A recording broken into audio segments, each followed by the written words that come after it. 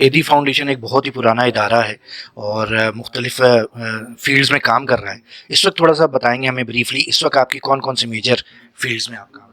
ہماری تو بہت ساری فیلڈ ہے، مجھے بھی یاد نہیں رہتی، لسٹ بنی ہوئی ہے مختلف خدمات کی. جو ریسنٹلی ہم نے ایک تو nursing institute of science, nursing institute جو ہے وہ 4-5 سال پہلے کھولا تھا، تو وہ بھی جو ہے وہ گرو کر رہا ہے. اور ٹیکنیکل انسٹیٹیوشن لاسٹ ایئر کھلا تھا، تو اس میں بھی ہم جو ہے وہ ایم او یو اسی سلسلے میں تھا. اور ہم چاہ رہے ہیں کہ پاکستان کو ہنر دیں تاکہ ایک اچھا پاکستان بنایا جا سکے.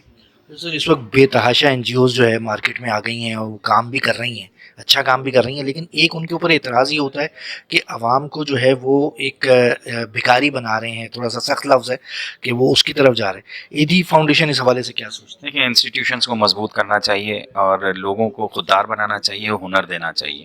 انسٹیٹیوشنز جو پاکستان کے بہت کمزور ہو چکے ہیں ان کو مضبوط کرنے کی ضرورت ہے. وہاں پہ ہمیں انویسٹمنٹ کرنے کی ضرورت ہے، ہیومن ڈیولپمنٹ میں ہمیں انویسٹ کرنے کی ضرورت ہے تاکہ ہم جو ہے وہ ایسے لوگ پیدا کر سکیں جو کہ صرف لیبر نہ ہوں اور اچھا کام کر سکیں. ہماری پروڈکشن کیپیسٹی بڑھے، ہماری ورتھ بڑھے دنیا میں. Thank you very much.